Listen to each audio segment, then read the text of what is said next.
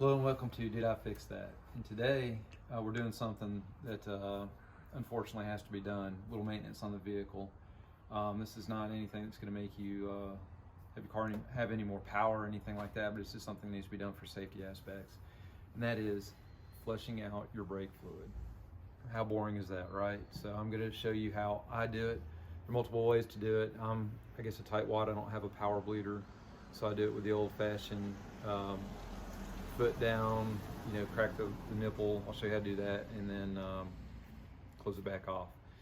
But at any rate, brake fluids on these vehicles are DOT fluids. They have DOT 3, 4, 5, and 5.1. This vehicle came with DOT 4, which is has to deal with the boiling points of the fluid. DOT 3, 4, and 5.1 are compatible because they're all glycol ether based, versus 3, 4, and 5.1 are compatible. 5 is not, because that one is silicon based, and on some other weird systems use mineral oil based, like on some bicycles and that type of stuff. But at any rate, I'm going to use DOT 4. I've got some Pentosan that I'm going to be using. Couldn't get my hands on any Porsche stuff. Really didn't want to spend double the cost for Porsche stuff, so I got a high quality DOT 4. So once again, 3, 4, and 5.1 are mixable, compatible. DOT 5 is not, so do not use DOT 5 in this vehicle or you'll mess up your brake system. Tools you'll need: a torque wrench for taking or torquing the wheel lugs back up. 19 millimeter socket is used for removing the lug nuts, and a 11 millimeter is used for cracking the brake bleeder nipple. And I've got a section of hose on here, clear tubing, so I can see the fluid coming out. And you've got, once the wheel is off, you've got, actually there's 2 bleeder nipples on this caliper. You've got one external and one internal. There are 2 of them. And I'll be honest with you, you might be able to do this job with the wheel on. It would be kind of a little bit of a pain in the butt, but you could probably do it with the wheel on, just for demonstration purposes and being able to get to things a little easier. I did take the wheel off.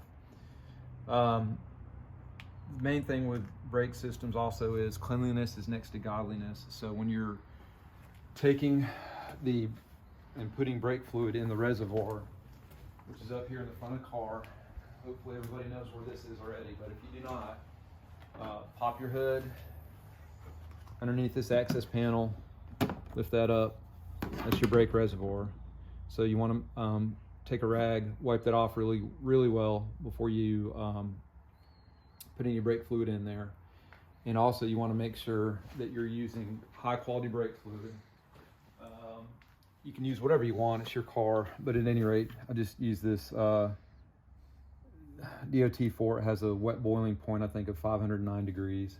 I'm sorry, dry of 509, wet of 329. That's in Fahrenheit, and it's made by Pentosan. And I got this today. I think it was about $16 for a quart or a liter. And I think the Porsche stuff is like double the cost. It's about low 30s. So like I said, the first thing we're gonna do is take a look at our fluid level in here. Make sure that we have enough fluid in there. I'm going to grab a clean rag and wipe the lid off, or the cap I should say. Make sure everything's nice and clean, so you don't want contaminants to get down in there. Take this off just to check the level, and okay, we're up at the top right now. And one thing to be very careful with brake fluid is do not get it on painted surfaces, or you will not have a good outcome. It's not pretty. It'll take the paint off. So we're going to go back here to the wheel. And what you want to do is have an assistant get inside the vehicle. The assistant will get inside the vehicle.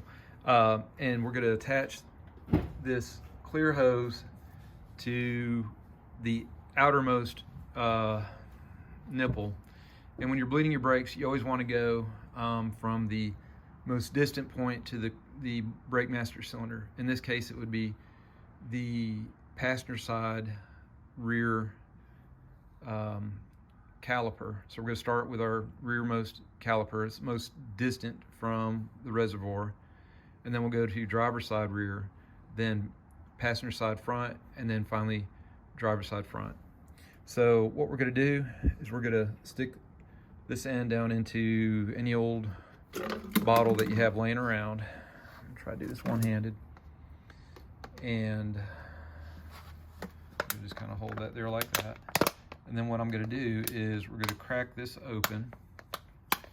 So that would be turning it towards the, let's see if I can get this here, towards the front of the vehicle.